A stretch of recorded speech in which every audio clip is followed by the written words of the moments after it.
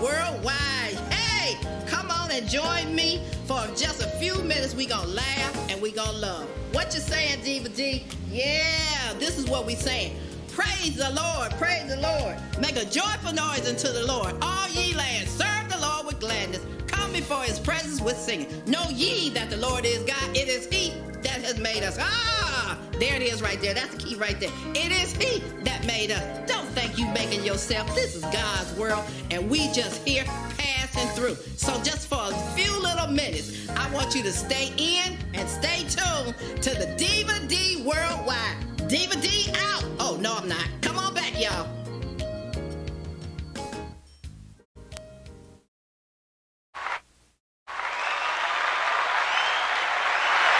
Good morning, good afternoon, good evening to whatever time zone you are looking in. Now, you know Glenn Cannon is going to say, where is that mic? Oh, Glenn. He messes with me every week. Good morning. And you know he going to say, well, if you put that damn mic where it belongs, then I won't mess with you. That's Glenn Cannon. I know that. The disclaimer is... It's not reflection of April Berry or elderberry, but that Sasha sure said that. Oh yeah, Sasha can get with Glenn. Good morning. I'm gonna throw my voice higher. Can I? No, he's project? gonna look at that mic and he's gonna say, "Why ain't that mic up closer?" You know what he gonna say. I know. And you, instead of putting it closer, you put it down lower. I didn't put it down lower. I was trying. See. Okay, don't get out your seat coming over here adjusting my mic. I got it myself.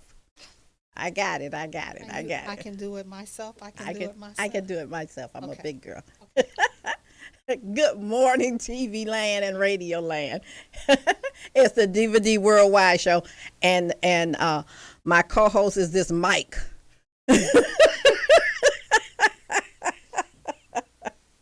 My kings and my queens, my brothers and my sisters. Ooh, how are you this morning, Miss April? I'm doing wonderful. Life is good. Yes, it is.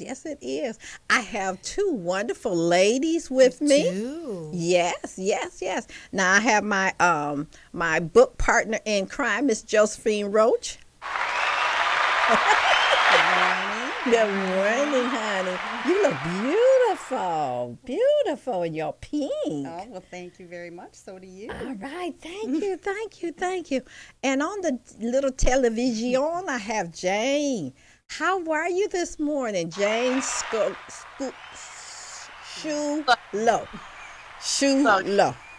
I'm doing well. How are you? Good. It's good to see you, and thank you so much for taking your time out of your travel schedule to be on the show with us this morning.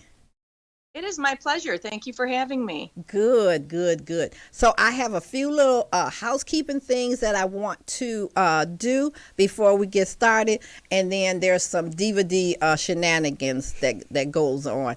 Okay, Miss April, I have my hand raised for the gas. I saw. No. Oh, the. Did I get a Pistons bling bling shirt? Oh, here we go. Did I get that? Here we go. Did I get that? You did. Answer the question. Did I get that? Bling bling piston shirt. She gave you that gold bag. There you go.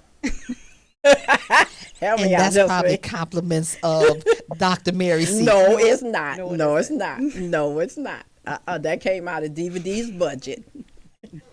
See, that came out of my budget. But what did I ask for?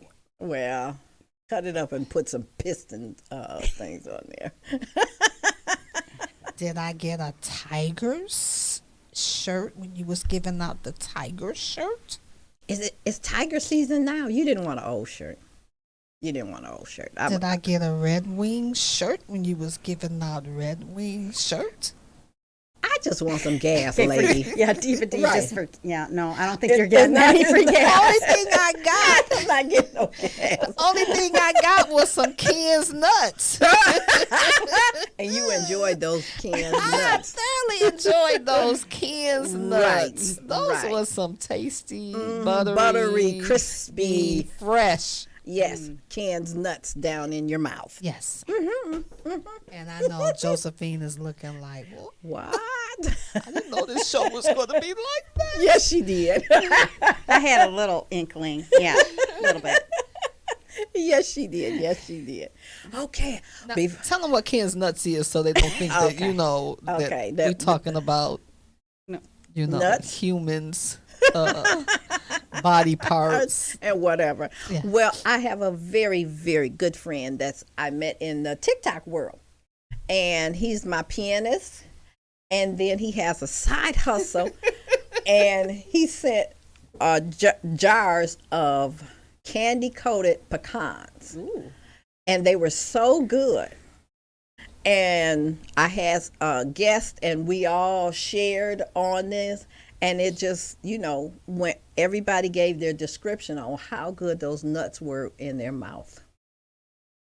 That sounds very interesting. It was. You had to say, are they really talking about pecans? What are they talking about? Oh. And it became a running thing every Sunday.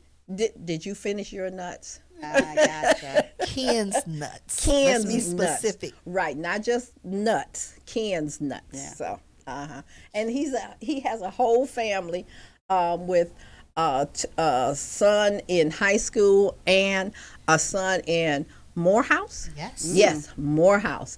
And so they're watching this show, and he's saying the sons and friends are just dying.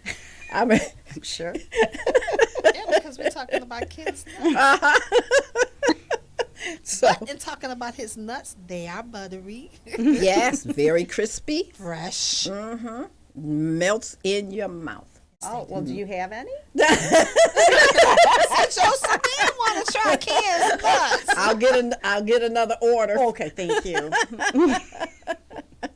Okay, before we get too far along, I want to say good morning to some sponsors. Goodness Gracious Incorporated. The proprietor is Kelly Jones. Good morning. Her phone number is 313-92-GRACE. Good morning, Warriors on Wheels. Miss Lisa Franklin. Her phone number is 313-251-5777. You can reach her for any reason, Monday through Friday, 11 to 2. She deals with disability and handicap issues, and there's a lot of handicap and disability issues, transportation, medical things, and I know that the biggest thing that she's dealing with now is with the car insurance. They're taking that off the table, and the long term. So she has her hands full, but she will be glad to stop and help you. Good morning, Candy Davis, Candy Coated Kicks. She can be reached at 313-778-1066. Also, good morning, APII Metro Chapter. Good morning, John Griffith of Suburban Cadillac Dealer of Plymouth. His phone number is 734-943-1715. And I'm going to give a little treat. Dr. Mary, I don't remember if you were on the show when she asked me to say my good mornings. I don't think so. No. Okay. Well, a little while ago, my friends challenged me. I sing in over 20 different languages. And so they challenged me to say good morning in 20 different languages. Oh, my. So they're very, it's some favorites of Miss April. I want you to know. I have some favorites of hers. So She's being sarcastic. I want you to. Oh, okay. I was believing her. You'll hear them. uh-huh. And you tell me whether or not they my favorites. Okay. So, hola, ¿cómo está? Bonjour, ¿cómo ça va? Ni hao, guten Tag, ahui ho. Who the ho? Uh-huh. Who the ho? Ahui ho. Okay. Huff a day, Aromponste Saksabay Day. And Josephine, who is sucking whatever by that? You help me out. I don't know. Maybe it was the Ken.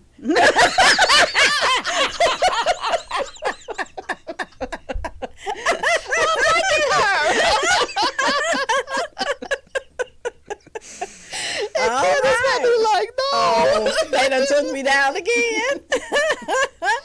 Okay, Habari Gani, Habari Yoka, Bon dia, Bon dia, Bon dia. Okay, and I got a couple more. Sawadi, and the ladies is Sawadi K, and the men is Sawadi Crap. Why the man is considered crap? Well, come on. I don't need to really explain. Right. Namaste. Konnichiwa. You got it. All right. Yay. Ciao. Ah. John Boy song. The Waltons. You see, she has her favorites.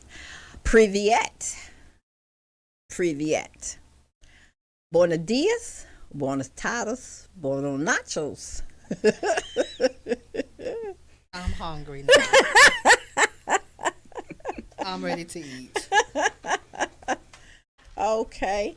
And let me see. Sanabono, which is Zulu. Sanabono. And Ashe. Ashe. Ashe. I like that. That's pretty. Ashe. And how you answer that is Ashe-yo. Ashe-yo. So that's my good mornings in all over the world. I'm really impressed. That's a lot of languages. Yes, that is. That's a lot of languages. So we didn't get a chance to talk briefly on the wonderful menu on our beautiful night that we had on our book. Oh, yes. Yeah. The launch of our anthology, Unlock Your Hidden Treasure. It's time to shine. Yes. That was a spectacular night, don't you think so, Dee? It was a Cinderella night. It really was. It was a Cinderella night. And Miss April was our fairy godmother. Yes, she was. She sure was. And when you announced everybody, I have a copy of that, and you were so sweet when you announced me. Yes, I enjoyed my announcement too. I just didn't like my question that she gave me. You know, she reached down in that bag. You really need to get over that. Well, I probably will once I get rid of this microphone. I'm gonna invest in those little pretty microphones that be on your lapel and stuff like that. Is that in our budget, Mr. Cannon? No, it's not. Oh. Oh, well. Okay. Okay. Well, we do have. Maybe Sasha's here. I want you to know Sasha's Oh, okay. here. Okay. Sasha's here. Maybe you need to put it in the shape of Ken's nuts. Maybe you need to have a mic. I bet you I keep it close to my mouth then. Ken is like, no. Jay, I forgot to give you the prerequisite to the show. You never know where Diva Dee Worldwide show will go. It'll go left in the middle of going right. It might go up and down. So just hang on. Just hang on. I'm Irish. I'm up for shenanigans, however they come. Wonderful. Okay. Although I give you the title of Queen Shenanigator. It's a term we use at our house. Who's the top shenanigator? So I think you get the title for the Queen Shenanigator. All right. Queen Ooh, I like that. Queen Shenanigator. I like that. Yes, I can wear that very well. Okay. So, Jay, were you able to see our pictures on Facebook for our wonderful night with our book? Yes, I am. I loved the book. Josephine sent me my copy, and I read it from cover to cover. I couldn't put it down. Awesome. All right. And from where I sit with the work that we do at Komen, it just reinvigorated, the focus on our mission and the work that we need to get done. Yes, absolutely, absolutely. So since you're on mic, give a brief bio of what you do and how you got started. How I got started in nonprofit? That happened many, many moons ago. More moons than I want to contemplate. But I was just raised with the idea that if you can, you must. And once I, understood that there were inequities in the world and that there were people who needed a voice, and I had a loud voice to lend, that this was where I needed to be. So when I had the opportunity to come to Susan G. Komen and advocate for the breast cancer community, I jumped at the chance. I couldn't be more proud of the work we do. Awesome. Absolutely. Now, Josephine, you have your own organization and you also have it on Facebook. Tell us a little bit about that. Well, I have my own Facebook support group for breast cancer called Where Hope Begins. The word hope in all capital letters. And it is for people who are recently diagnosed, going through treatment, living with metastatic disease, or are in survivorship, and for those co-survivors that are walking alongside them. So it's an uplifting type group. I try to keep it upbeat, even though obviously breast cancer is not something that is upbeat.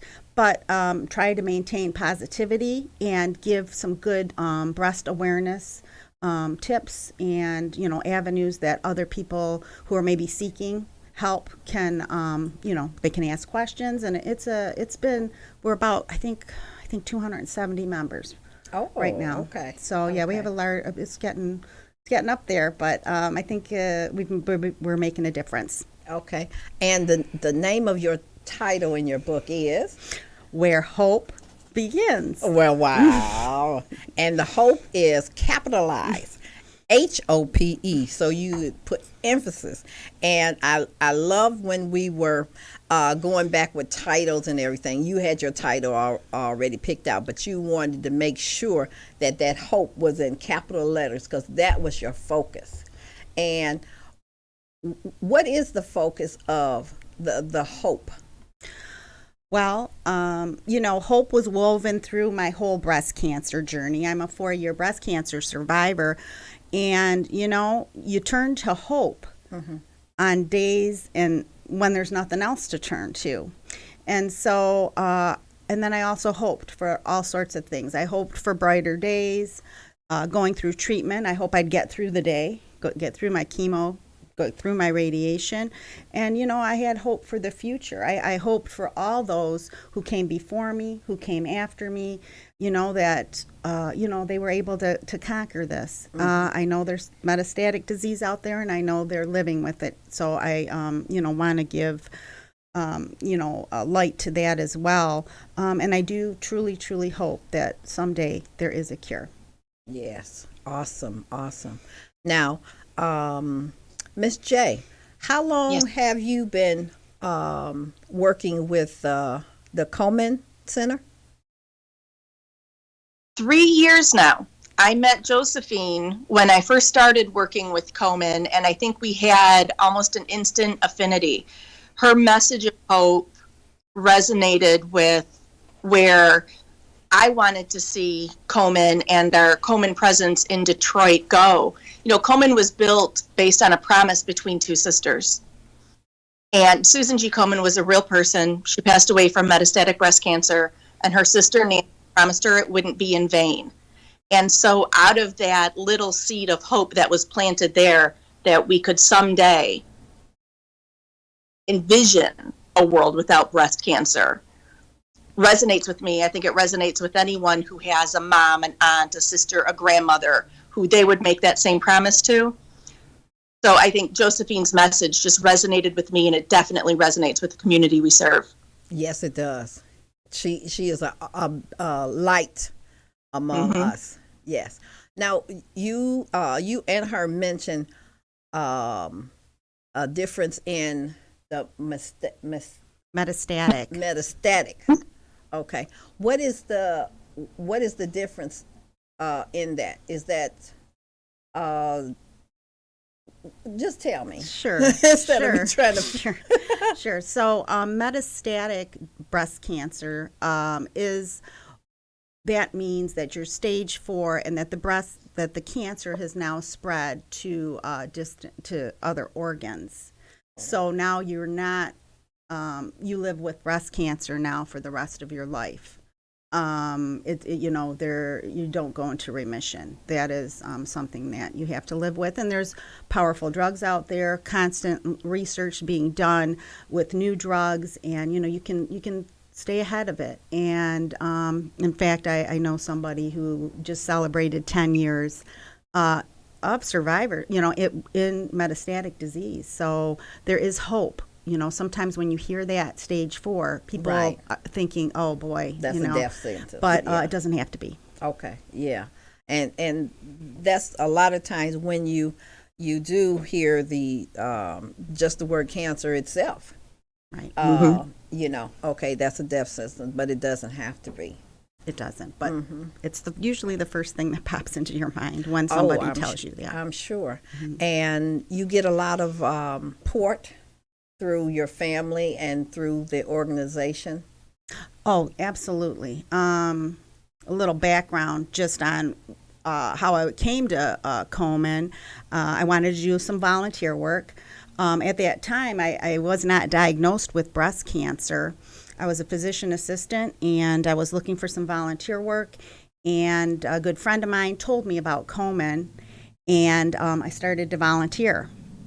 And then about, I'd say 3 years into my volunteer work, that good friend who told me about Komen was diagnosed with breast cancer herself. And it became a little bit more clear to me why I was brought, to this organization.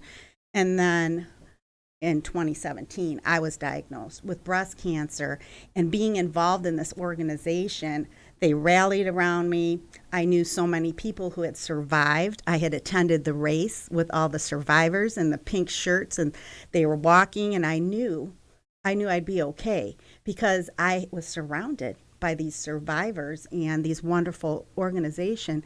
And had I not, I think I would have looked at my breast cancer a lot differently. I think I would have looked at it more negatively. But because I was involved with Komen, it made the difference. It really did. Awesome. Now, are you, Jaye, what's the best advice that you can give?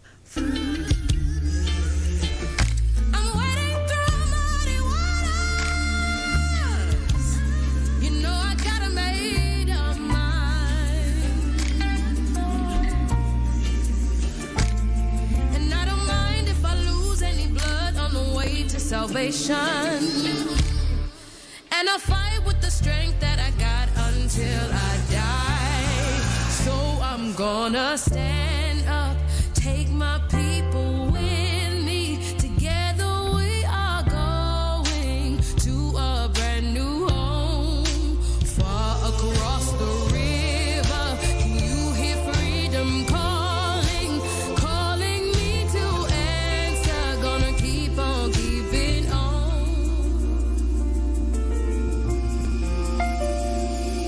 And I know what's around the bend might be hard to face 'cause I'm alone, and I just might fail, but Lord knows I'll try. Just as fill up the sky.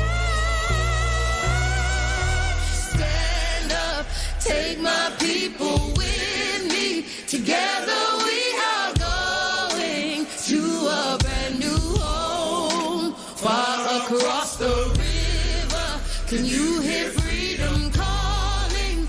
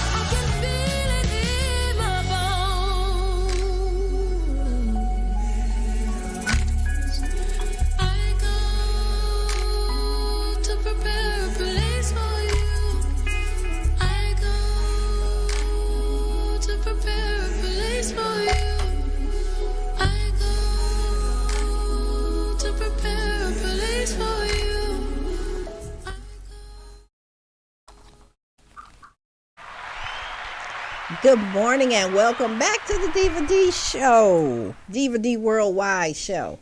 I have my guest with me, Josephine Roach, to my left, and on the camera I have Jaye Scuillo.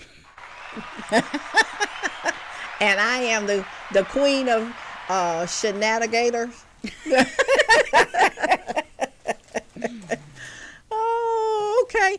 And so those were some wonderful pictures. One, you were at the Pistons game, and how did that come about? So, being involved with Coleman Greater Detroit, I was asked by Jaye, I believe, if I would like to be on the halftime show there with the Piston dancers. They gathered some of the survivors, and we were able to do a little routine with them, which brought me back to my pom-pom days in high school. Yeah, she did that routine themselves. She stole the show. I stole it. She stole the show? I can believe that. She stole the. Was that Josephine with the hip hop, with the flag? Yeah. So it was a great experience, and again, bringing awareness so we know. Look at all these survivors out on the basketball court, and again, giving some hope. Right. And then the other picture at the Pink Out at the Detroit Tigers. Oh, that's right. Pink Out the Park. One of my favorite days. Pink Out, besides Coleman Detroit Race for the Cure Day. But Pink Out the Park, again, because I'm involved with Coleman and did my treatment at Carmanos Cancer Institute. I was invited to walk onto the field, and that is such a great experience when we're waiting, in the tunnel before we come out, and all the survivors there. We sort of get to know each other, and it's a wonderful experience. And again, bringing awareness. I love that event. Mm-hmm. Yeah, and I was at both of those events, and the one at the Tigers game, man, it was when they gave us a card and it says, "Who do you walk for?" Mm-hmm. And mine was, "I walk for me." Yeah. And then when they gave us the cue, they had everybody hold up their sign, and it was just a sea of survivors, just pink everywhere, and they just turned everything pink. It was so pretty. It was so awesome. It's such a moving, it was so powerful. Yes, very powerful. That is one of the most powerful event and feeling when they do that, and all those signs raised for people, themselves and those they support. And their families and whatever. Because my people, they held up their signs, and that's just that's a lot. And that's very powerful. That's letting people know that there is hope. Yes. And now I do not walk in the march, but my son walks for me. Oh, that's wonderful. Oh. Yeah, and he dresses. That's the only day he dresses up in all pink. Oh wow! Well, I'll have to seek him out this year. Yes. And my son's the DJ. Oh, that's right. Mm-hmm. Okay, so I did meet him. Yes. And so so they do the whole shebang. So they're down there. That's great. I love it when he walks for me, because it gives us such a proud moment that he can walk for me while I'm still here. Absolutely. To give us our flowers while we're still here. Yes. Yeah. So, Miss Jane, what's the favorite thing that you like to participate in? Oh, gosh, that's hard. One of the things that I like most about working for Komen is that we're approaching breast cancer from all fronts. We have our 4 pillars, which is community, care, research, and action. I love hearing about the research advancements that we're funding. Komen is the biggest funder of breast cancer research outside of the U.S. government. So knowing that, the programs that we have in place have, led to incredible medical breakthroughs that are increasing survivorship, for men and women with breast cancer has been a privilege. We are coming up on what we call Hill Day. It is our week of action where Komen advocates will be meeting with our federal legislatures and advocating for important issues to the breast cancer community. That's a big favorite. But emotionally, when I stand on the stage, and we have a thing during the Race for the Cure that we call the Survivor Honor Guard, and the survivors line up and they carry signs based on how many years of survivorship they have. And so you'll see the women that are there who are newly diagnosed, and you see the people there that are holding up that 25 plus year sign.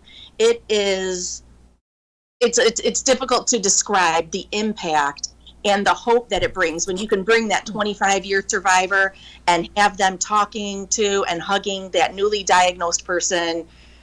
I walk out of that experience just saying, all right, what's next? What do I need to get done? What am I going to accomplish, for the rest of the year? It definitely invigorates our commitment to our mission. People ask me all the time if my job is sad. My job is not sad. You have never met a stronger group of warriors than people who have been diagnosed with cancer and who have simply decided that they were going to forge onward and persevere. I am empowered by them. I am privileged to be able to work for them and advocate on behalf of them. Awesome. Now, you were also telling me about a event that you do with men for men awareness. Yes, men get breast cancer too.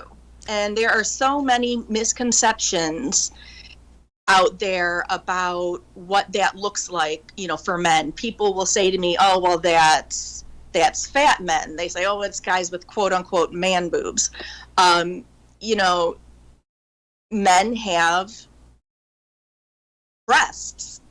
There are, there's the tissue in there. There are cells. They can certainly get cancer. And while it only affects about 1% of all breast cancer diagnoses, are men. It's about 2,500 men in the U.S. every year. When something happens to you, it happens 100%. So men need to be aware of their risk.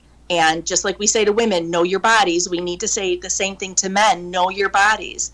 We also have to get over the taboo of talking about something like breast cancer. No, it does not rob you of your masculinity. It doesn't, it's not something to be ashamed of, and it's something that we need to speak more of.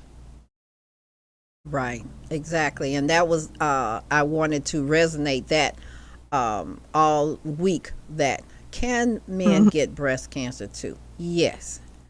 Miss April, I know that you had a family. Yes, my grandfather was diagnosed with breast cancer, and he was a breast cancer survivor. He survived breast cancer, and for years he lived, a prosperous life for years. And the only difference is that the cancer came back. It didn't come back in his breast. It came back in his lungs, and he just thought he had a cold, because that's just what he thought. And he thought he was, just nursing a cold, just couldn't shake a cold. Come to find out that it wasn't a cold, that it was cancer. And him being the man that he is, he just kept on going, thinking that, maybe it's allergies, because he had allergies too. And maybe the wheezing was coming from allergies or whatever. And in actuality, it wasn't. It was cancer that had settled in his lungs. And but for years he survived. He had what little breast he had. He had his breast removed because there was cancer cells, and people don't realize that when they remove your breast, they remove the lymph nodes underneath the arm, Right. which caused his arm to swell as a result of them removing those glands. And so he survived it. He survived for many years. The only man I knew that had obtained breast cancer, which I find it just so, because I've talked to you about it, that they make it seem like breast cancer is a segregated Right. type disease that it only affects women, but no, it does affect men also. And I think that they should, even physicians should now more have even their offices. You know, it shows how a woman can do a breast test, but it never shows how a man. It always shows that female. Right. But I feel that doctors' offices should have that where it's a male and a female, so men can know that when you in the shower, just like women, you need to check your breast, and there's nothing wrong with it. Right. Do you recall how he found out? He found out because it was a spot, and he thought it was just a mole at first, Okay. and then it became tender. Then he thinking, because my grandfather had a problem with ingrown hairs, and so he thought maybe it was an ingrown hair at first that, you know, that just really went deep, and so then from there, the spot became discolored and all that other stuff. And him being the man that he is, Right. he let it get to the point where he couldn't take it no more. And then he figured, okay, well, it was probably my grandmother that said, Right. you going. Yeah. I'm tired of you. You going. And then when he went, come to find out it wasn't an ingrown hair. It wasn't nothing like that. It wasn't nothing surface. But he had cancer, and it was breast glands and stuff. So, Yeah. and it's so ironic that I remember when he came to grips with it, but at first it was just he had cancer. Okay. They didn't say he had breast cancer. I guess because of the masculinity of a man, Right. they didn't say he had breast cancer at first. They said he had cancer. You know, and that's what we was to tell people. Right. Well, what type? You know, and I would do the Look straight ahead and blink. We've heard it called chest cancer. Yeah, they'll come up with all sorts of euphemisms to not say breast cancer. Yeah, It's a taboo that we need to get over so we can start having serious discussions yes. about what we need to do to prevent it. And I love what you said about how we have all of these, you know, we have graphics and cards you can hang on, you know, your shower that show women how to do a breast exam. You know, and that's definitely, you know, something to think about, and something I'm going to bring back to my team at Komen and say, hey, you know, what kind of, you know, what can we design, you know, for men to show them how to do it? Because they're certainly not going to look at their wife's card hanging in the shower and think it applies to them. They're not. They're not. They think that it's exempt. They think that breast cancer is exempt from the male population, but it isn't. And so, and then I remember when I think my grandfather got to the point where he had to be really candid about breast cancer, because then he found out that it could affect his generation. It could affect his children. It could affect his children's children. Then he was just candid. You know, no, I have breast cancer, and you need to get tested because you are a part of my lineage, and you know, Right. And you need to be aware. You and need to be informed. aware, and you need to be informed, and you need to, when they ask for the history, you don't need to say chest cancer. You need to say breast cancer to be so specific in regards to it. And then my grandfather was like, and if they think I'm not a man because I got breast cancer, then that's on them. Right. You know, That's and their so issue. That's their issue. And so he really was very vocal in regards to it, to for our sake, you know. And people don't realize they exempt that. And I think that's what he didn't want to happen, because they'll say, you know how you do your medical history, Right. and you'll say, well, did your family ever have breast cancer? And so when I was younger, I said no, because he didn't call it breast cancer. Yeah. He didn't call it breast cancer. So, you know, and then that awareness of, no, he did have breast cancer. So yes, you do need to put down on the record on your history that he was diagnosed with breast cancer, so they can do a thorough check in regards to whether or not you have those traits or not. Right, right. Jay, do you find having a lot of exposure with men, and how is it working with them? It's interesting when you start talking to men about breast cancer, how quickly, you know, they get uncomfortable with the conversation, and the, you know, it's hard to have a serious conversation sometimes when you start talking, you know, to men, because it's just not something that they're used to talking about. They're used to talking about, you know, like prostate cancer, you know, that they can talk about, and they're talking about, you know, private areas. But breast cancer, it's a little more difficult to approach, but I think it's just something that, much like, you know, if you think back to, you know, when Komen first started, you couldn't say breast cancer on television. You know, you couldn't. When Betty Ford first stood up in, you know, her press conference to announce to the country that she had breast cancer, it was an historic moment that someone actually sat, you know, on national, you know, a national televised, you know, news conference to say, yes, you know, I have breast cancer. And it really was the catalyst for a movement. And if men, you know, men of influence, you know, can stand up and, you know, say to their communities, yes, this is something that affects men too. You know, we need to take this seriously. We need to talk about it. We need to be open, you know, to learning about it and discussing things with our doctors. Then we'll be able to save lives. Right. Isn't it amazing that you couldn't say breast, but you could say boobies on TV? You could say boobies, but you couldn't say breast. It's amazing. If you just think about censorship in general, it's amazing at how nonsensical so much of it was. You know, but we also, you know, in addition to being comfortable talking about, you know, the possibility of breast cancer, I think our physicians also need to be aware of some cross-cultural barriers to that communication that they may have to, you know, be aware of, you know, within, you know, the community. We have, you know, different cultural communities that won't speak of cancer at all.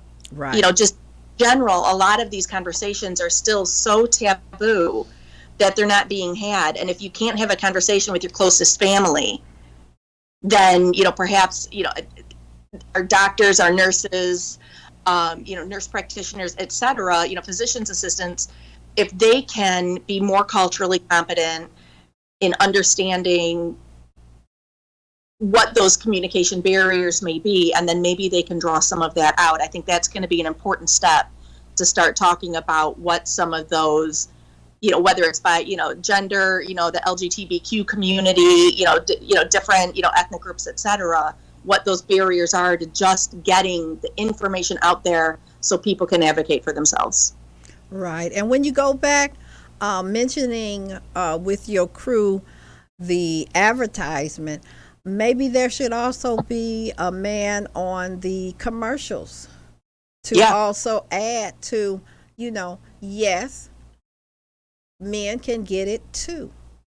And that's a good thing. That's a good thought. Right. You know, I remember when, it's so funny, because I remember when my grandfather said to me, you need to make sure that when you go to the doctor that you put down the historical. And I remember, I think I was like about 16 when the doctor said, "Oh, well, since your grandfather had survived breast cancer, we have to do a mammogram on you." So my mind is thinking, "Oh, okay, whatever that is," and so didn't have a clue because I'm only 16. Mm-hmm.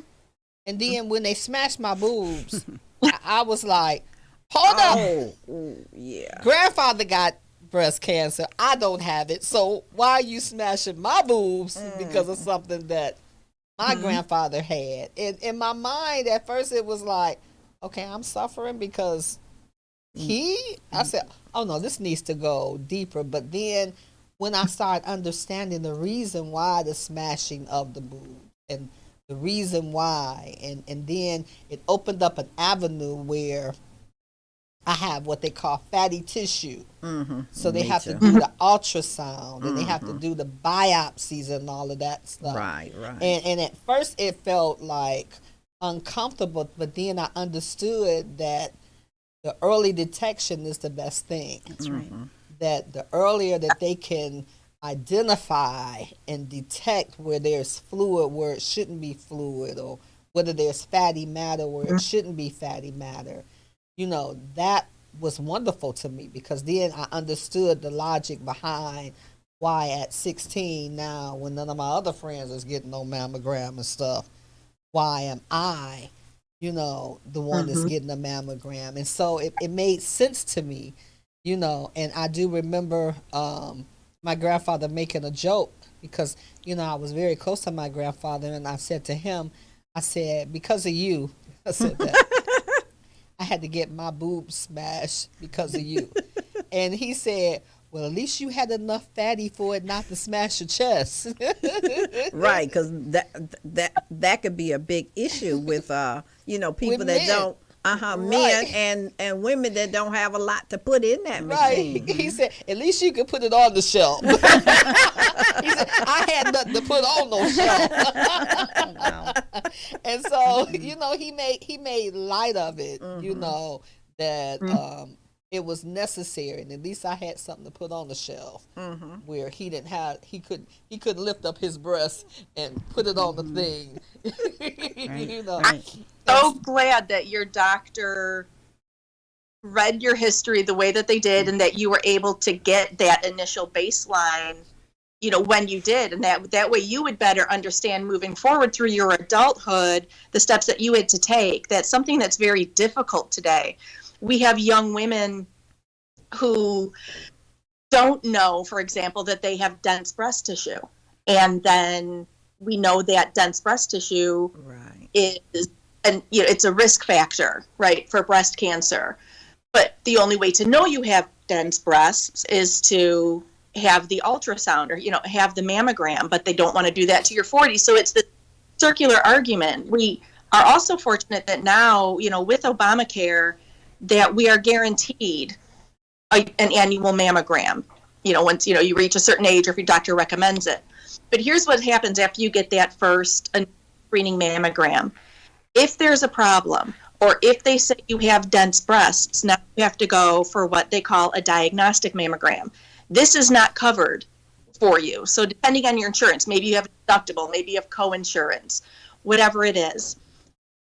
It breaks my heart. Every fall we put out these, PSAs, this big, public service campaign about getting your mammogram, breast cancer awareness, early detection. So now it's, October, November, people come back to us, they say, well, I got my mammogram, now I have a problem, and I need a diagnostic mammogram. I have to go back for additional screening.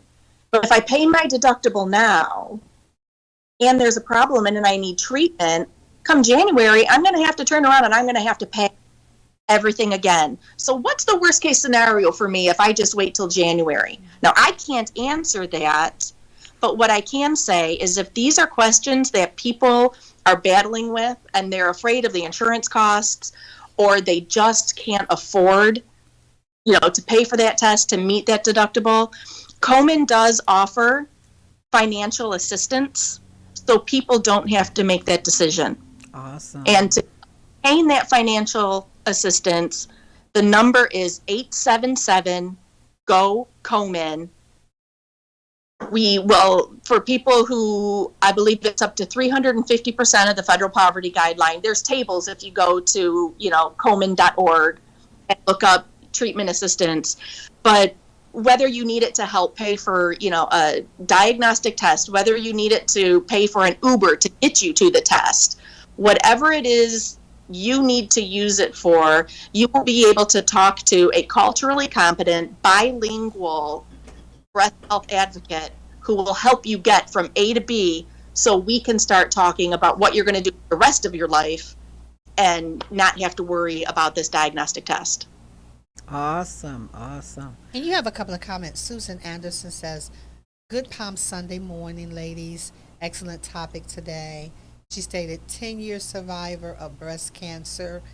And she said, "Mine was caught early and not aggressive." All right. That's Good great. morning, Miss Sue. That's Sue been rocking with me. Sue, I want to tell you, we've been together now on this radio station this month 1 whole year. Whoa.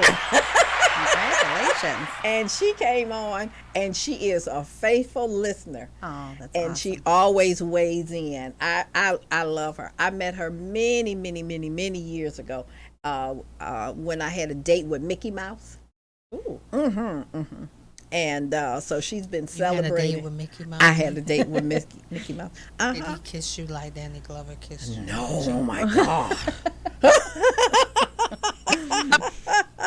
No, Mickey didn't. Me and Mickey danced together, and that's on YouTube. I have to get that out there. Oh, Did yeah. First Lady teach Mickey how to twerk? No, twerking. They weren't twerking when I saw Mickey. They Oh, weren't okay. twerking. I thought maybe First Lady came out and was decided to teach. Teach No, Mi- she wouldn't teach Mickey. She would teach Many. Right. So Mickey right. is safe. Right, Mickey is safe. Mickey is safe. Yeah.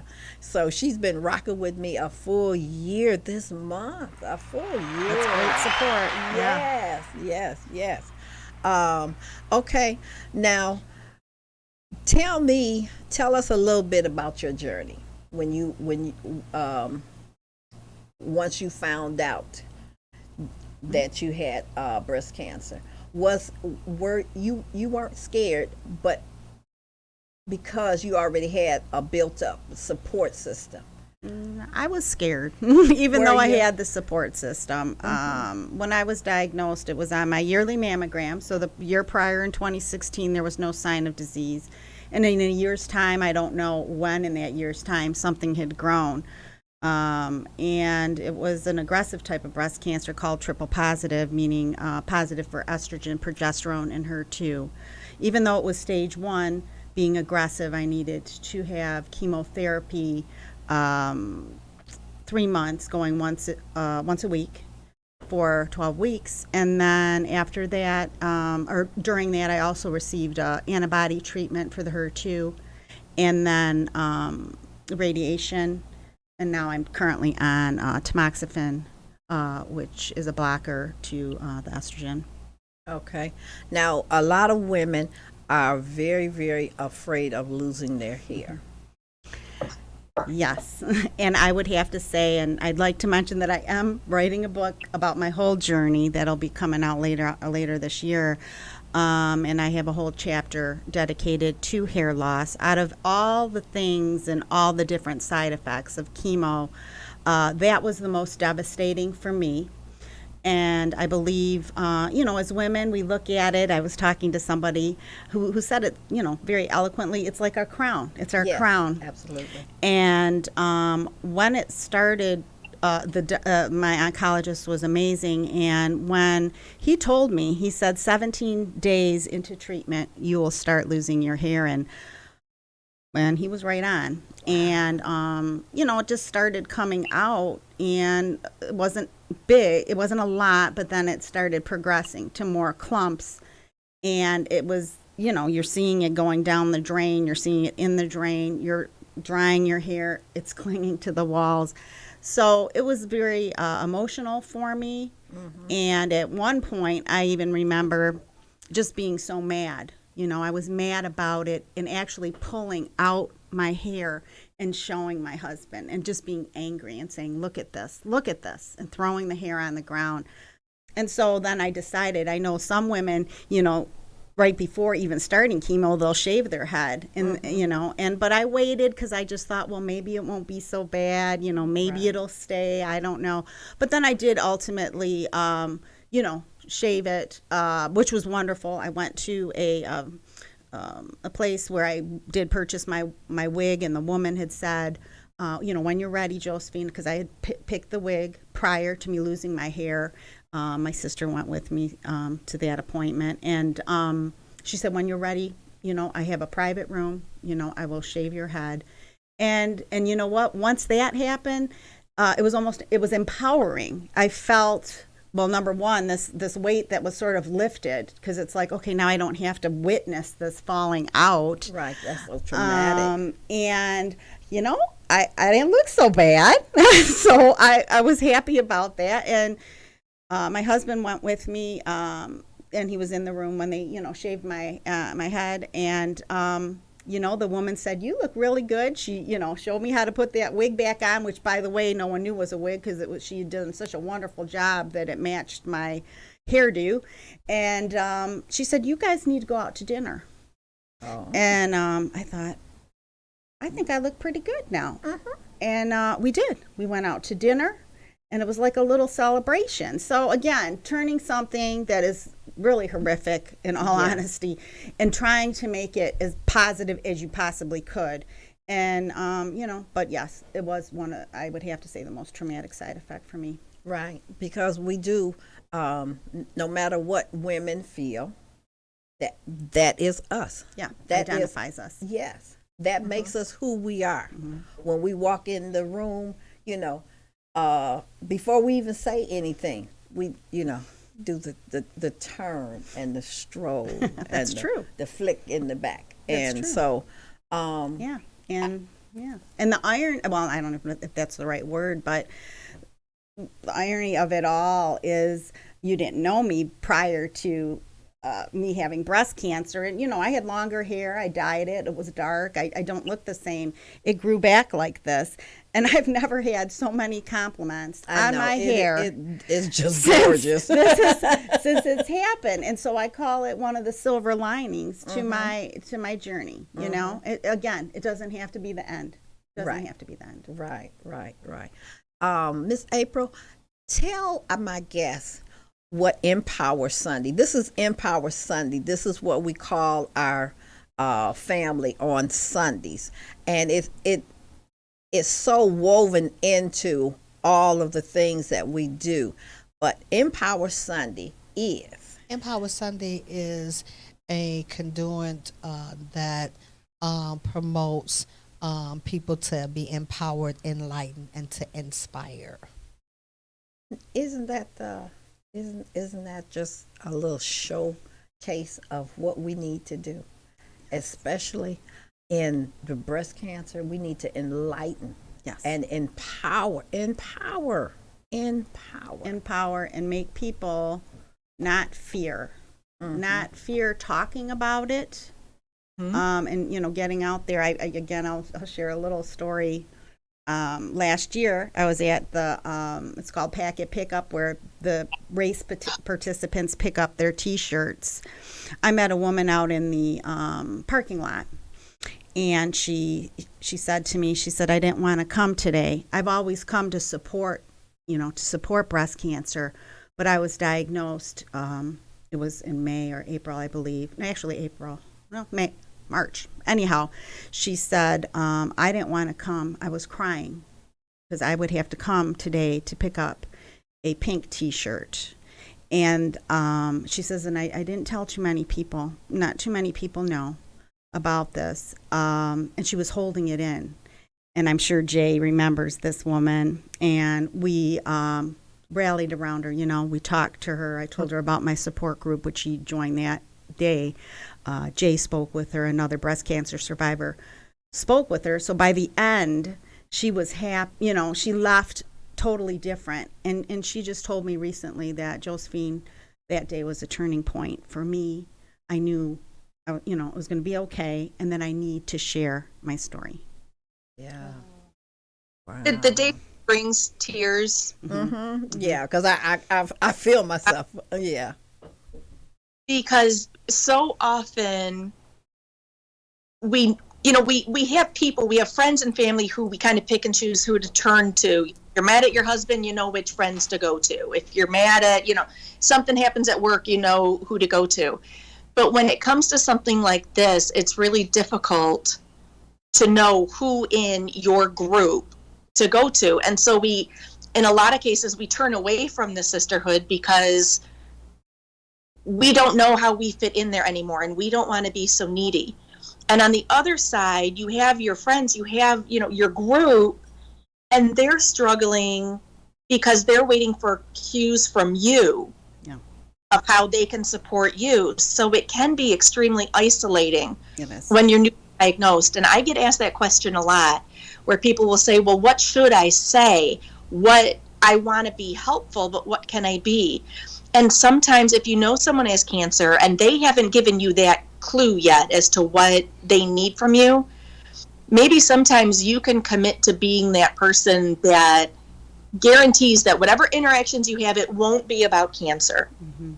Like, as they kind of figure out who their support group is, they know that you will be that person who will just, continue, to bring focus somewhere else, and uplift them and, give them some normalcy, to their life. And I think that's a way that we can bridge that communication gap when you have a situation, like the woman that Josephine and I had met, where she wasn't ready to kind of appoint her support group yet. Right. And again, I had I knew her since I was 5 years old, my very best friend, Carla. And, here she's an ICU nurse, or at that time was an ICU nurse, and I tell her, I had breast cancer, and, she said, as a friend, here she is, an ICU nurse who deals with all sorts of things, but as a friend, she said, Josephine, I don't know how to deal with this. Mm-hmm. But boy, she rose to the occasion, and just like Jaye said, just doing normal things, coming over, watching a game, watching a movie, when I'm all bald, and, and we laughed because she said, you look like a little Yoda. I remember that. And we just laughed, and I felt comfortable enough to be like that around her. And, so even though sometimes people don't know, and initially they're hurt, because of course they're your loved one. Again, a fear, especially, a spouse, right. Am I going to lose my spouse, or am I going to lose my friend, my aunt, my, any of these, and it's fear, which is very prevalent throughout this journey. And just like Jaye said, sometimes you can just tell the person, maybe this is what tell them what you need. Or, like she said, more of a normalcy, like let's just do something normal. Mm-hmm. And, again, a good friend from Coleman, we went one day, it was the day I started losing my hair. We went down to the DIA, and we saw an exhibit. We went out to lunch. We went to the bakery. And it was a great day, even though it was such a monumental day for me, right, of starting to lose my hair. So I just think that, again, support is very important, and you do need to let people know, and I think it does make a difference. Yes, absolutely. Do we have any? Yes, we do. We have Sharon Bracy has joined, and she says, good morning, sister, happy Palm Sunday. God is good, and God can do anything. Mm-hmm. Yes, absolutely. That's true. Absolutely.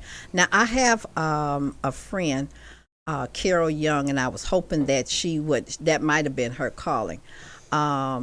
She is a survivor, and her journey was a long journey, because she was very heavy, such as myself. She was even heavier, and when she found out that she had the cancer in the one, then they had to do surgery on the other one to bring it down, bring her size down, because she was very uneven, right? Mm-hmm. But she had a wonderful husband, wonderful support, and she laughs about that. She said, well, I always wanted a breast reduction. I didn't know it was going to come this way, right? But she got that, and then she got a nipple. They did a tattoo, and then they pulled the skin and formed her a nipple, and then did a tattoo to give her the round circle, the areola. I'm having problems with these words this morning because I got Kawinchiwa. See? You got it wrong. That's right. Konnichiwa. So, yeah, her struggle was a long struggle, and but she had an excellent support system. Good morning, Carol. If you're out there, if you're listening, if you can, call us and tell us good morning. 248-429-7224. You know, okay. something interesting about Reconstruction, drivers do not opt for Reconstruction. So there are options out there for you to make your own. Okay. Is she on? Good morning. Interesting about Reconstruction. Good morning. This is Diva Dee Worldwide. Can you turn your sound down to the show? Okay. Okay, turn your sound down. And good morning. This is Diva Dee. You are on air. Good morning. This is Sister. Good morning. Good morning. Happy Palm Sunday. Good morning, sister. Good morning. I came in late, but on the show, but I do remember the talk about breast cancer. And we have a journey, you and I, together when it comes to talking about breast cancer. Turn your sound down some more, sister. Okay.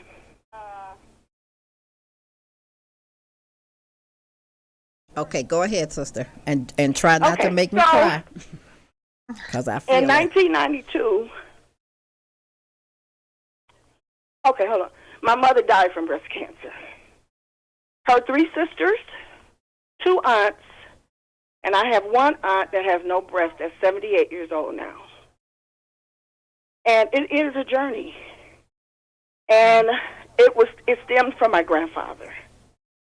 And a lot of people think that it's just women that go through breast cancer, and it's not. And it is hereditary in our family.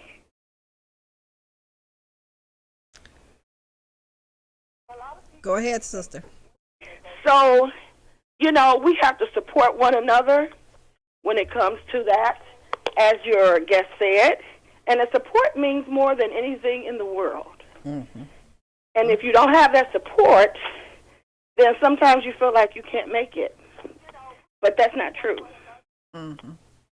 And I make sure that I go get tested and do what I'm supposed to do. But my sister has been with me the whole time. Mm-hmm. Yes. Okay. So she and I both know that journey. Mm-hmm. We're not going to cry today, sister. No, we're not. We're not going to cry today. But it has been a big journey. I recall many years ago, I've been with her, she's been with me. And one of the times that I went to have my mammogram, and I have the fatty tissues, and I have a lot of cysts. And this, I went by myself, and my sister said, "Don't ever do that again." And this, they came back with, it was like 20-something cysts in one breast and 30-something cysts in the other breast. And the man said, "Well, you know what? We're not going to get this. I'm just going to take off your breast." I remember that. That was the hardest thing, because I said, "Well, is it cancer?" He says, "I don't know." He's going to just take off my breast and not know. And it was just a cut and dry like that. And I called my sister laying on that table, because he had no compassion. Mm-hmm. I'm just gonna, I'm not gonna be bothered with to go in and see and do any treatment. We're just gonna just cut it off. And I called my sister. She says, "I'm on my way to get you." And she took me to her doctor. And I did not lose my breast. I lost a lot of tissue. But you can't tell. You can't. you But that's that's one thing about Carmanis, though, and I think they don't promote that either, because I remember my mother. She regularly goes to the doctor. She doesn't miss a beat in going to the doctor. And ever since we were younger, she made sure that we all had our annual visits. You know, everybody in the household. She would even fuss with my daddy, and my daddy would say, if it's gonna shut you up, if I don't have to hear you bother me about it, then I'm going to the doctor. And she was avid about preventative medicine, that we need to prevent stuff. And so I remember she had a new doctor, because her old doctor went into research medicine. And the new doctor, when they did the mammogram on my mom and stuff, all of a sudden the new doctor says that she's in stage 4 of breast cancer. And so my mind said, that don't sound right, because her previous doctor was so thorough that my mind said, your previous doctor would have picked up stage 1. And it's not like you've missed any appointments or any mammograms or something. So how do you get from no stage to stage 4? And I remember telling my mom to make an appointment with Carmanis. Just make an appointment. Tell this new doctor that you want a second opinion. Don't even depend on her to recommend a doctor. You call Carmanis yourself. And I remember making it a point of even getting a number for my mom, because, you know, like you said, you get to that part where you're scared. My mom is scared. She's looking at her family, you know, she's thinking that she about to leave, and she's in her mind preparing and crying and all of that stuff. And I remember she went to Carmanis, she made the appointment, she went to Carmanis, and they did all types of tests on her. I mean, all type of tests imaginative. And they said, well, sometimes, you know, if you have some type of disease, Fibrocystic disease? No. something like that, where it'll give a simile of cancer. So we're going to test you for that to see whether or not the doctor just thought that it was this, but it was that. And so at the end of the day, after my mom got finished with all those tests from Carmanos, the doctor, after they consulted everybody, they said, no, you have dense tissues. The biopsy does not prove anything that you have cancer. We did all type of tests and everything, and we just came to the conclusion that you do have fluid, but when you look at the fluid, it's not cloudy, it's not colorful, it is just fluid. And then they, in return, not my mom was just happy that she didn't have cancer. They, in return, filed charges against that doctor. And my mother, they recommended a wonderful doctor to my mother in place of that particular doctor. So I think people don't realize that Carmanos does a whole lot of things that is not mentioned. That if it was up to that particular doctor was saying, we can try chemo, but you're in stage 4. And so Right. to think that my mother would have went through unnecessary chemo and those things because this doctor misdiagnosed her. And so I think, and it was no additional charge for her to get a second opinion. Insurance covers for you to go to Carmanos and get that second opinion. Yes, you have a right as a patient to have a second opinion. And, you know, we encourage, you know, regardless of what your diagnosis is, if you want, you know, or need a second opinion, absolutely go get it. We're incredibly lucky here in Southeast Michigan that there are so many facilities that are available to us, in addition to, you know, being home to 2 comprehensive cancer centers, you know, one, you know, being, you know, Carmanos Cancer Institute.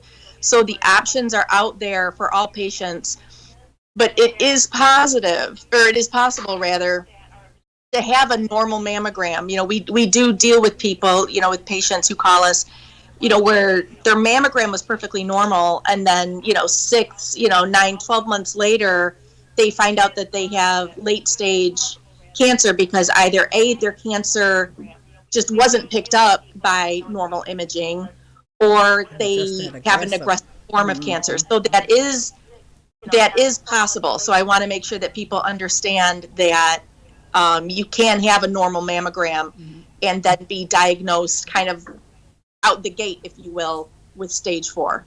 Okay. Thank you. Well, I have enjoyed talking with you ladies. I'm listening to the show, and it's a very encouraging thing. But the best thing that can happen with anyone with cancer, breast cancer, is early detection first. That's the best thing. And a lot of women do not realize that it's very important to go and have a mammogram.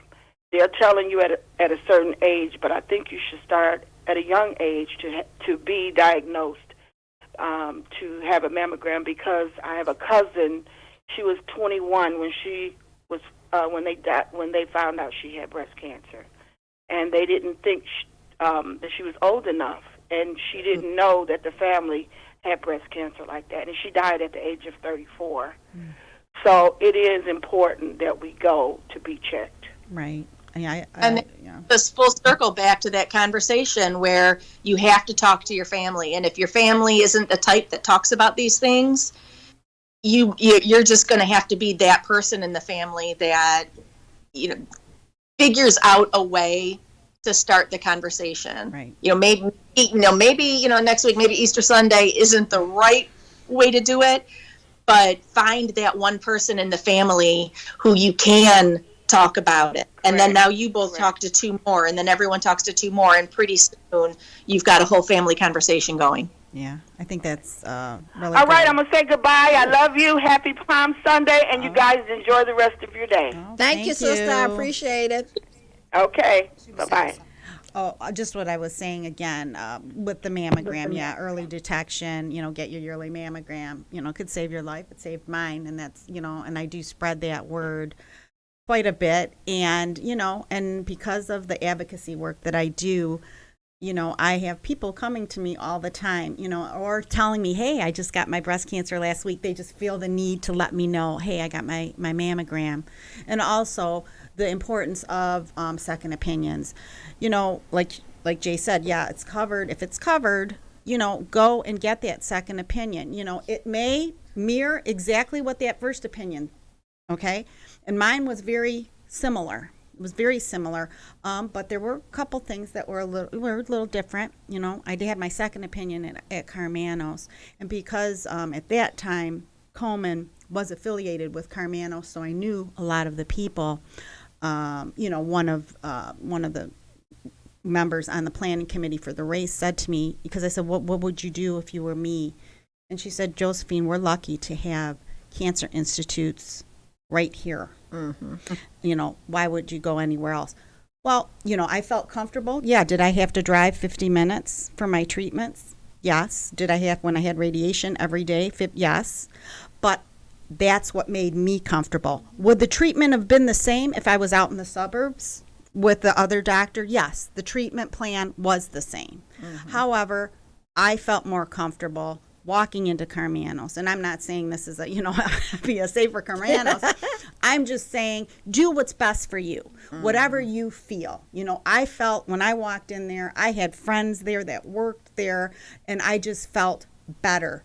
But like I said, the treatment wouldn't have been it would not have been the same. It would have been the same. It was explained to me, on my first opinion, what needed to be done. But, that was my choice. And, I'm sure some people thought, why is she going all the way, downtown? But that was my choice. Yeah. And the second opinion, and you know what? It's okay. Maybe a third opinion. If you've got some controversy there and you're still not sure, why don't you go ahead and do that and listen to your own intuition. Again, if you think, this isn't right, he's saying this and we're going to wait 6 months, no. Go to another doctor. And get what you need. We're talking about dense breasts, and now MRIs of the breasts with dense breasts is now I believe a standard of care that we've been it's been come to the forefront here. So I think, that's important too, knowing that you have dense breasts, because a lot of women don't know. Right. And the other thing I do want to also emphasize is how you were saying, oh, that hurt. At 16, you had to go get, that mammogram. And sometimes women fear that. They fear the mammogram itself. I still fear it, it hurts. It does hurt. But you know what? It's only for a little bit. I write about it in my chapter. It's only momentarily. And then you go on to the next breath, and you know what? It could save your life. So I know a lot of people purposely won't go. And the misconception that it has to be a family member, that you have to have a family history to get breast cancer. That is not true. Only 5 to 10% of breast cancers are hereditary. Yep. And the two biggest risk factors of breast cancer are being a woman and getting older. I think that's everybody here.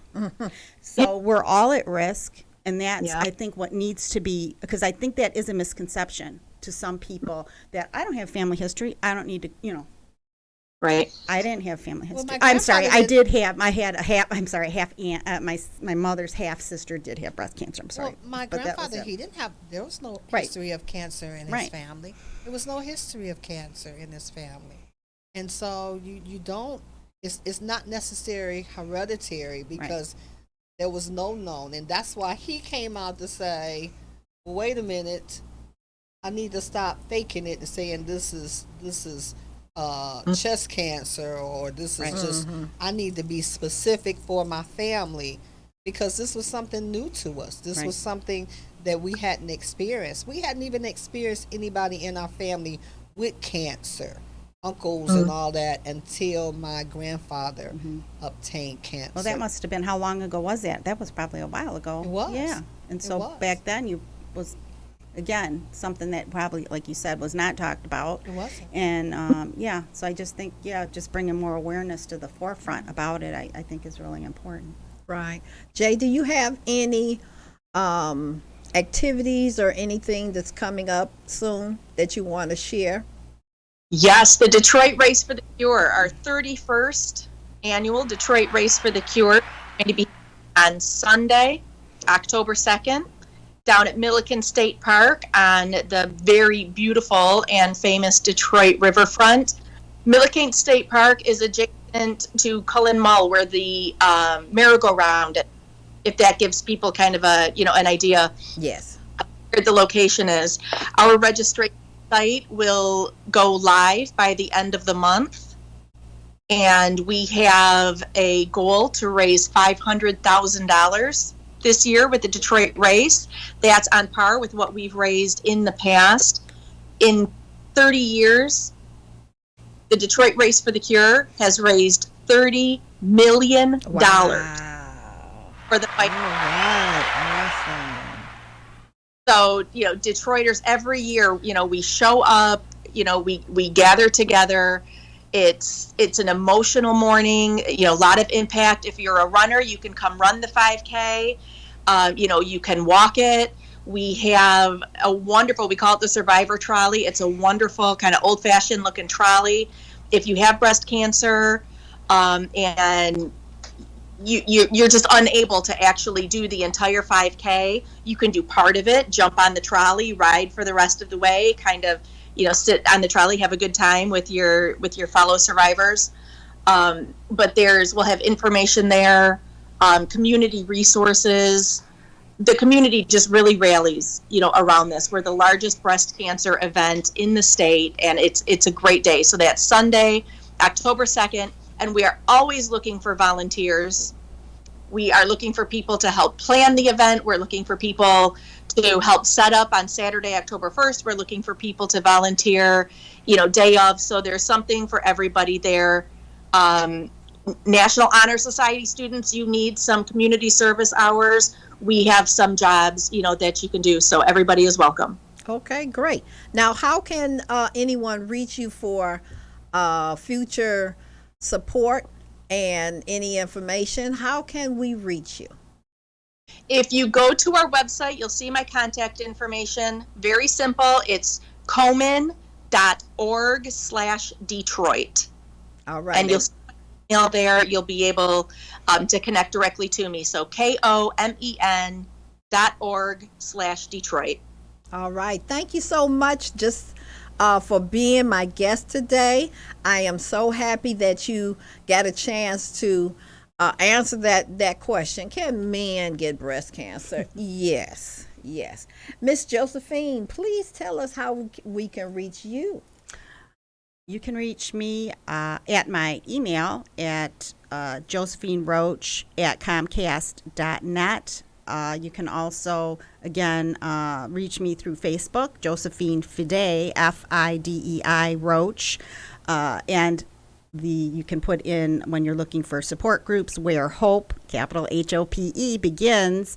And if you're somebody that needs that support, there's 3 questions you need to answer, and then I let you in. So those are some ways. And then also I do have a website, Journey with Josephine.now.site/, and that will tell you a little bit more about me and the things that I'm involved with. Okay. And also you're beautiful, published author. and the title, Where Hope Begins. That's right. Yeah, thank you. Yeah, no, it is. And again, I'll say it again. Cancer doesn't have to be the end. I mean, I would have never imagined what this journey, where it took me. I would have never imagined writing a chapter, now writing my own story. I would have never imagined where this journey took me. Right. Isn't that awesome that you can align yourself to help other people? Mm-hmm. Okay, we have an event. Miss April, tell us what's happening on May 13th, the day after my birthday, next month on May 12th. Let me write that down. On May 13th, we have a wonderful event called the Beautiful Noise Movie Premiere.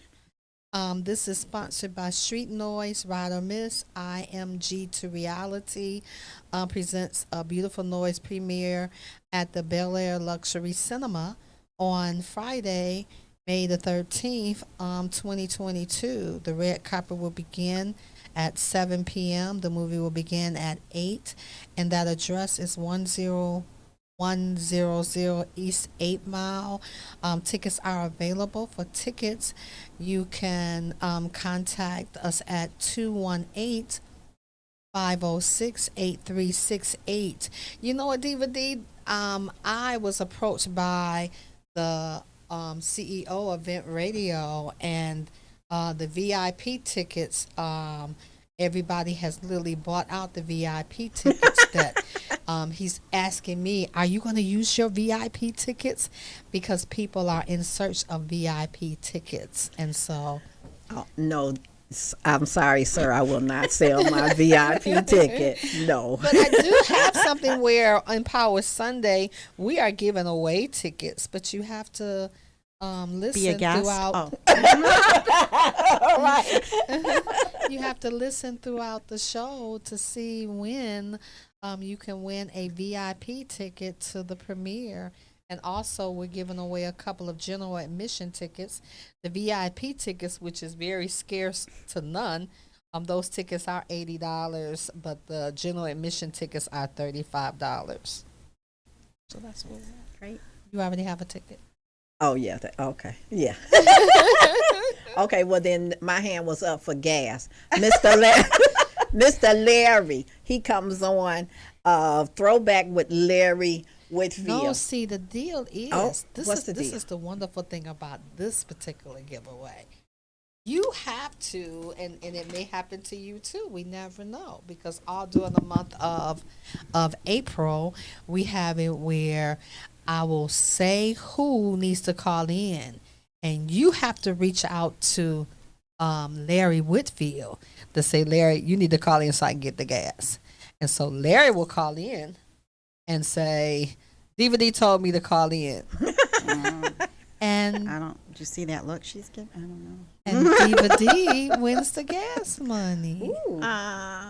He's at church right now. Oh, okay. So you gotta wait till after, but it's only at a specific time. that Okay, we're like having the fun. seventh caller No, just throughout. Just random. Just random. We're giving out gas, money for gas, and we're giving out tickets to the movie premiere here on Empower Sunday throughout the month of May, and then we have a special for barbers and beauticians for the month of April, where you can have advertisement that will be played throughout the entire month of April on the various shows or between the various shows for only $40. All right. Only requirement is that you need to be a barber or a beautician. Okay. All right. Did everybody get that? For the month of April, you can get gas, win a VIP ticket, which is scarce, and I'm not selling mine. Of course, I have a price. Now, if you really want VIP, I will, see me in the back alley. No, we don't even have alleys out here. I was getting ready to say, where's one We at? don't even have alleys. The alley is the next person's Backyard. yard. Right. Yeah, we don't even have alleys. So we have a lot going on We for do. April. We do. And on the 18th, what's going on? The 18th is a holiday. It you is know a that? it's a national holiday. It's an international holiday. International Because I have holiday. friends in Canada and stuff. It's All right. international holiday. Miss Josephine. What? You say what? She said, what you want from me? What holiday is That's that? exactly what I was thinking. She like, Easter ain't on the 18th. Good Friday know. ain't on the I 18th know. either. So Easter. she's like, I don't have my clue. It's Miss April's birthday. Yes, it's my birthday. All right. It's my Earth Day birthday. Okay. That I am just happy and elated to celebrate each and every day that I have life. On this wonderful. I think side. COVID taught us something. Yes. COVID taught us to celebrate whenever we possibly can.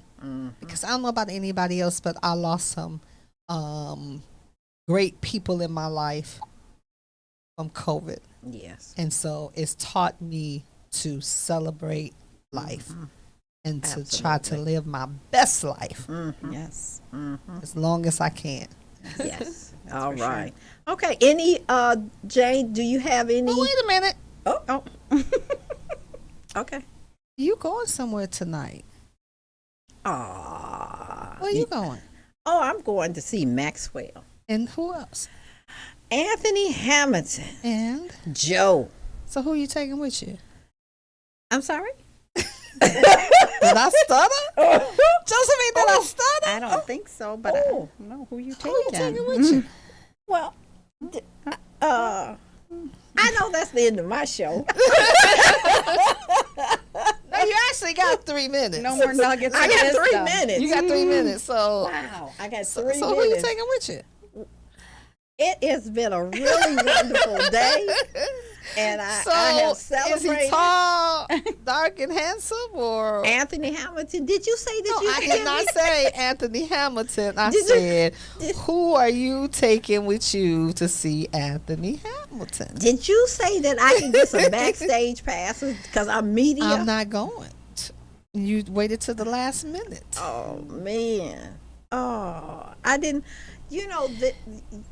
This is a beautiful book, and you didn't mention my banner today. You're changing the subject. I do that a lot. Isn't that a beautiful But that's banner? okay. is beautiful. I may have spies in the camp, and I'm gonna tell them to take the picture for me. Uh-oh. I'm gonna say, take the picture, whoever she with. Oh, I'll be watching on Okay. Facebook. Sis, Right. sis, I got spies, and I'm gonna tell them, take the picture. Who Diva Dee is with? Wow. Is that 3 minutes up yet? No, it's not. Because I want to see who Diva, church lady, she not going. No, Diva church- Dee is going.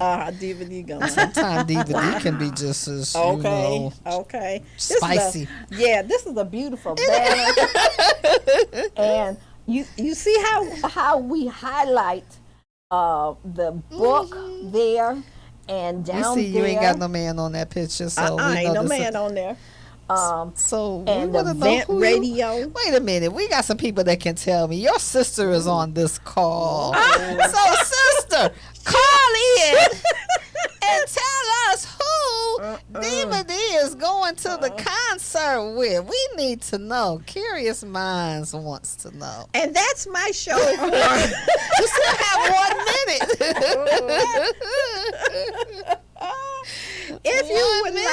If you would like to continue every week seeing and hearing the shenanigans of the You have Diva a new Dee name. world. You the queen. Oh, shenanigator. All right. Yes. So this show don't run by itself. I have help every week. If you would like to make a donation, I can be reached and at Cash App $ Diva D DIVA 512, and you can make a donation to help continue with the shenanigans. And we also have a Cash App for the show. Miss April, what is our Cash App for the show? Cash App Empower is $ Empower Sunday 1. And Susan Anderson said, good luck to the Pistons. They are playing the Mighty Seven Sixers. Go Philly. But we already know what they're doing. Yeah, we do. We do. We already know. They're not trying to win because Yeah. they're trying to get that draft pick. That And first draft They pick. need to lose the next 2 games in order for them to be eligible. So, Yeah. Yeah. but I enjoyed Our the season. season. I really did. Diva Dee. I enjoyed our season. You seen I was dancing at the back of the poster had Bay Bay Bay. Yes, I I did. Yes, I did. I said, look at this. I saw it. And I said, but I got the wrong thing on. I told the guy, I need something to show my cleavage and stuff if I'm going to dance in front of the Bay Bay Bay. He laughed. and Bay birthday was the other day Yes. too. Happy birthday, Bay. Lord have Oh, mercy. I went there, yeah. Just one night. One night. Okay, that's my time. I appreciate everybody for coming in and joining with me.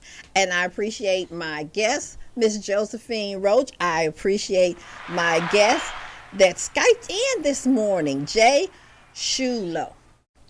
Thank you. Thank you. All right.